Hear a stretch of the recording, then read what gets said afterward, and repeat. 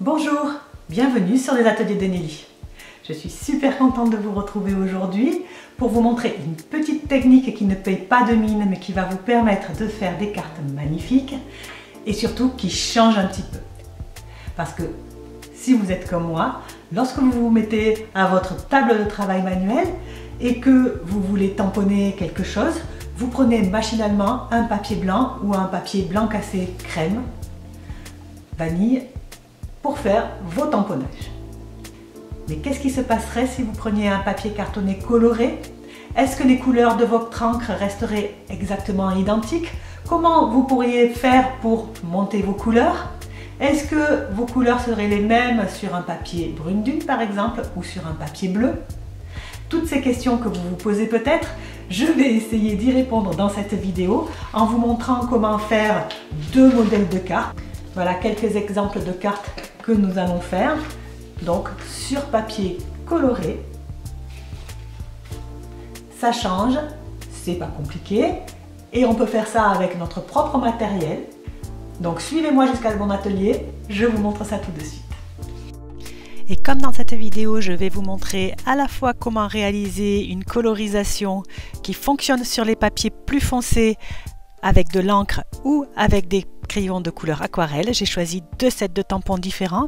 Un set de tampons avec des images pleines, c'est-à-dire qui colorent l'image en même temps que le tamponnage. C'est Cercle de la Nature. Vous le connaissez, ce set de tampons, il est dans le catalogue annuel 2023-2024.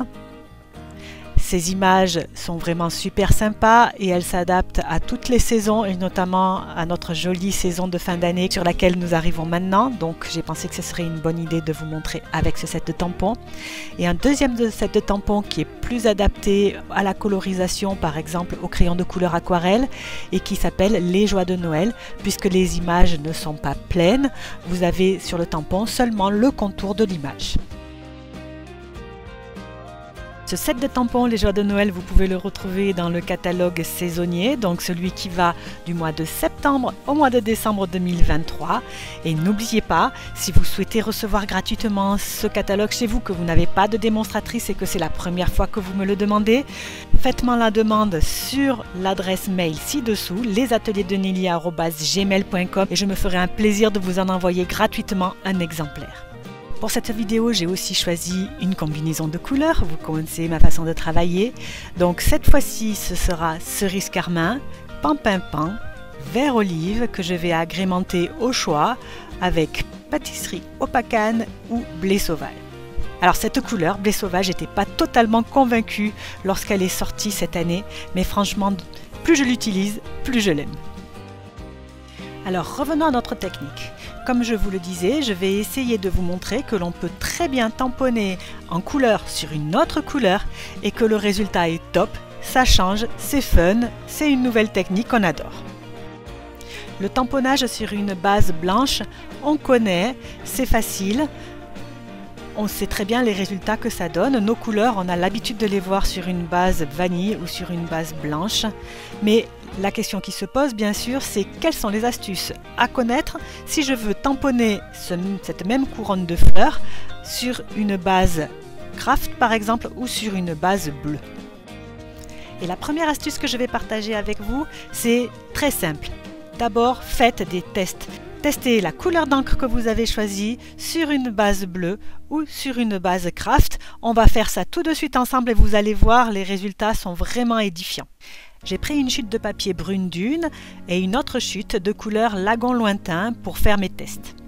Et je ne vais vraiment pas être déçue du résultat puisque le rendu d'une même couleur peut être complètement différent selon le fond que vous utilisez. Est-ce que vous voyez sur le fond bleu, la troisième couleur que j'ai utilisée, c'est le vert olive. Et la dernière, c'est le brun, pâtisserie opacane. Ces deux couleurs semblent complètement identiques, alors que, en fait, elles sont complètement différentes. Regardez si je mets les mêmes couleurs sur un papier blanc. La différence est vraiment flagrante. Par contre, les mêmes couleurs sur un papier brune dune, on voit bien là la différence entre les deux couleurs. Le contraste est plus marqué, même s'il n'est pas aussi important que sur le résultat que l'on obtient sur le papier blanc. Et c'est là qu'intervient ma deuxième astuce pour ne pas perdre les qualités premières de toutes vos couleurs et conserver des contrastes intéressants. Utilisez une encre craft en première sous-couche de vos tamponnages. Je vous montre ça tout de suite. L'encre craft de chez Stampin' Up, elle vous est vendue avec le pad d'encre vide et la recharge séparée. Quand vous recevez le pad d'encre, mettez l'encre de la recharge sur votre pad et vous obtiendrez un pad tout blanc avec lequel vous allez pouvoir faire plusieurs techniques, notamment celle que je vous montre aujourd'hui. Je reviens sur nos petits morceaux de papier qui nous servent de brouillon. Je vais mettre d'abord une première couche d'encre blanche. C'est une encre qui a été un petit peu plus longue à sécher que les encres ordinaires, donc il faut la laisser respirer 5 minutes avant de retamponner dessus. Mais si je retamponne dessus une encre colorée, vous allez voir, l'effet est complètement différent. Voyez, j'ai retamponné le rouge, on dirait pas que c'est la même couleur en fait. Il est beaucoup plus lumineux là où il y a d'abord eu la couche de blanc en dessous. Et c'est cette technique que nous allons utiliser aujourd'hui pour faire nos cartes, parce que grâce à cette astuce, nous allons avoir une palette de couleurs très étendue pour pouvoir colorer sur du papier foncé. Nous allons pouvoir utiliser à la fois les couleurs brutes sur le papier et à la fois des couleurs améliorées, entre guillemets, avec l'encre craft blanche en dessous.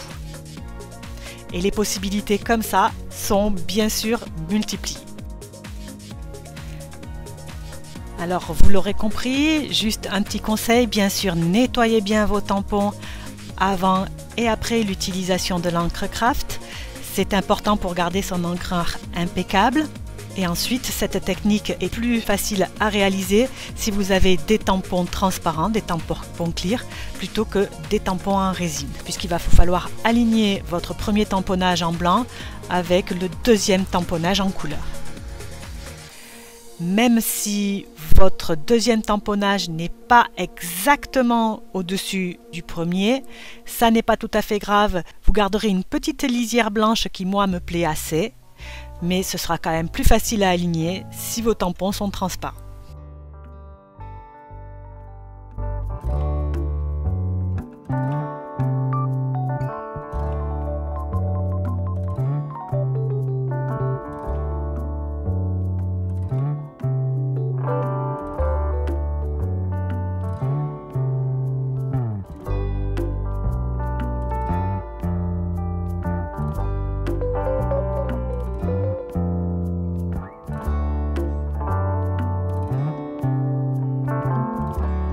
Vous avez vu, la couleur brune me convient comme ça, même si elle n'est pas sur du blanc.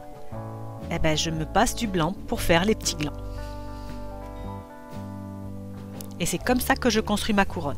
Alors, je ne vous l'ai pas montré, mais au début, j'ai pris une boîte ronde que j'avais sur mon bureau avec des embellissements dedans et j'ai tracé un cercle pour pouvoir faire une couronne en me servant de cette boîte comme gabarit.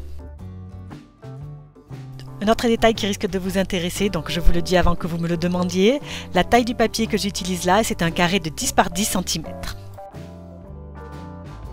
Et je vais bien sûr me servir de ce carré pour construire ma carte. Alors là, j'ai fait une carte à ouverture centrale. C'est une carte qui fait 12 cm sur 24 cm, pliée à 6 cm de chaque côté. J'obtiens ainsi une base de carte de 12 sur 12 cm. Sur ce fond de carte, j'ai d'abord mis un carré de papier couleur pan-pimpant que j'ai embossé avec un classeur d'embossage façon bois. J'ai entouré le carré que j'ai tamponné d'un morceau de papier blanc pour le mettre en relief. Et là, je suis en train de tamponner l'intérieur de la carte pour un effet un petit peu plus joli.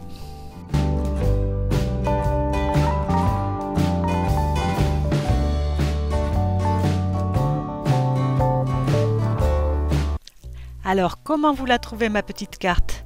Elle est pas mal, je me suis bien régalée à jouer avec les couleurs, j'ai testé quelque chose de nouveau et en plus c'est super simple, moi ça m'a beaucoup plu.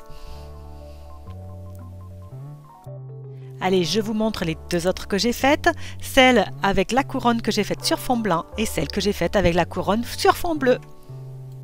Le principe de montage est exactement le même, une fermeture par le centre, avec un tamponnage à l'intérieur, une petite étiquette pour mettre un vœu tout sympa rien que pour toi, ça va partout, ça va pour tout le monde et ça va pour toutes les occasions.